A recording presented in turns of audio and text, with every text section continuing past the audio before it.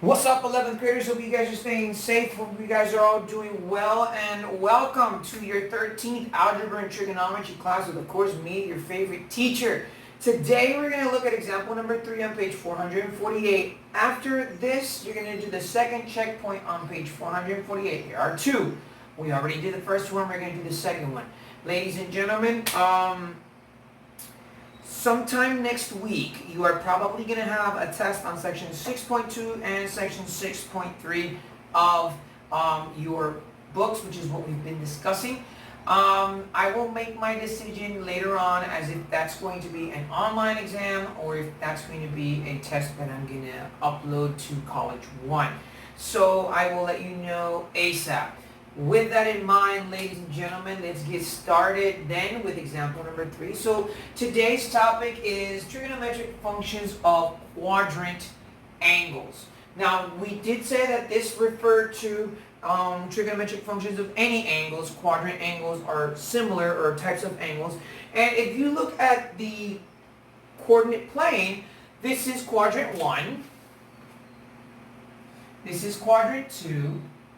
This is quadrant 3, and this is quadrant 4. Also, on page 448, at the left side of the page, you can also see the illustration of the quadrant angle. So what we're going to do is we're going to keep working with our 6 basic trigonometric functions like you saw in your previous video when we did the sine equals y over r and so on and so forth. If you want to look back at those formulas, those are on page 447. We're still going to work with those functions, but we're going to vary them in the sense that now we're working with quadrant. Now, on page 448, they have the quadrants, and they also have the ordered pairs. For example, this is, you guys know that this side is 0, and it has the ordered pair 1 and 0. Of course, 1x and y is 0. You have pi over 2. Now, pi over 2 is given to us in radians, but pi over 2 is the same thing as saying 90 degrees, and the ordered pair that we get is 0 and 1. Pi, which is 180 degrees, is actually negative 1 and 0, and then 3 pi over 2, which is actually 270, is 0 and negative 1. Now again, this figure is on page 448. Look at it, because it's better illustrated in your book than I do have on the board. Also, the checkpoint that you're going to do, which is beneath example number 4, you have to use that figure as well. So what is being asked and what do we need to do? So they're asking us to evaluate the cosine and tangent functions of 0, of pi over 2, of pi, and of 3 pi over 2. So they want us to find the cosine and the tangent of 0, the cosine and the tangent of pi over 2, the cosine and tangent of pi, and the cosine and tangent of 3 pi over 2. So how that works is like this. So we look at 0. Let's start off with 0. The first thing that they give us in 0 is the ordered pair, which is 1 and 0. So we know that this is x and this is y. And what we're going to do is we're going to use the formula that we've been using in the last classes, which is r equals the square root of x squared plus y squared, okay?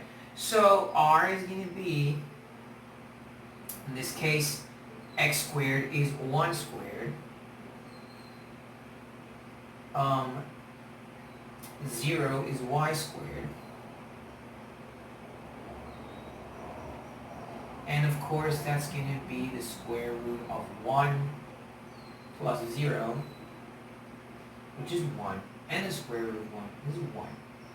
So we know that r is 1. So they want us to find the cosine and the sine. So just to review, I actually wrote the formulas here. Sine is y over r. Cosine is x over r. So cosine would be x, which is actually 1, and r, which is 1 as well. So that's your cosine, 1 over 1. And they're asking us to find the tangent. Now the tangent is actually y over x, so the tangent would just be 0, which is my y, over 1. And that's it. That's all I do for 0. Now what I'm going to do is I'm going to do the same thing, but for pi over 2, for pi, and for 3 pi over 2. So what we're going to do now is the same thing, but we're going to use pi over 2.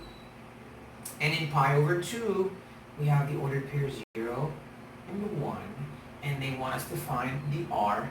So let me just kind of do this. So we're going to do the same thing. R equals, and x squared plus y squared. I'm not going to rewrite the formula. I'm just going to go straight into actually just writing. So x is, of course, 0. And y is 1.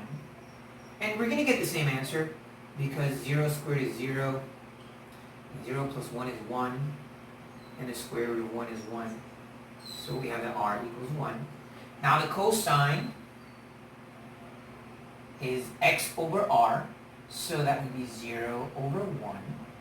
The sine, or the tangent, I'm sorry, is y over x, which would be 1 over 0. Okay, so we see that there, 1 over 0 is my tangent. So what we call this is undefined.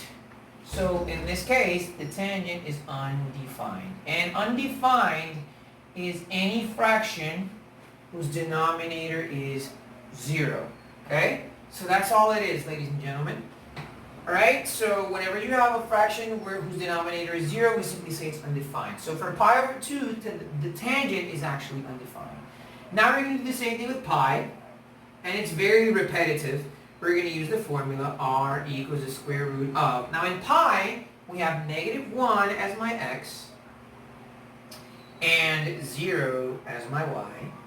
And we're going to add them, and they're going to be squared. So basically we have r equals and 1, because negative 1 squared is 1, plus 0, which is r equals 1, which is 1. So r is 1, and again we're going to do the same thing. X, or the cosine, excuse me, is x over r, and x is negative 1, and r is also 1. Excuse me, and r is also 1, positive 1. So that's my cosine, and then my tangent, which is y over x. So y is 0, and x is 1. Okay, and that's it. Or negative 1, excuse me. And that's it. Now we're going to do the last one, which is 3 pi over 2. So what I'm going to do is I'm going to erase these formulas right here. These formulas are on page 447, so you can go ahead and look at them. So the 3 pi over 2, the same thing, r equals the square root of, x is 0 in this case, and y is negative 1. So again, we're going to get 0 plus 1, which is 1, the square root of 1 is 1. And what we have now is to find the tangent. So the cosine and the tangent. So cosine we said was x over r. So x we know in this case is 0. R is 1. And that's my cosine. And to find my tangent, it's y over x. And y in this case is negative 1. And x is 0. So this one is also undefined. And that's it. Example number 3 is really easy. It's really, really simple. And what I want you to do is, once you've seen this video, once you've paused and rewind and taken a look at all of the explanation, which is very repetitive, I want you guys to go to the second checkpoint on page 448, and I want you guys to answer the checkpoint. Remember that you're going to email me this math work with your chemistry work at one point during the weekend, and your chemistry test is due tomorrow before midnight. I already gave you guys instructions on how you're going to email me that. So guys, this is your favorite teacher saying bye, stay safe, and we'll see each other.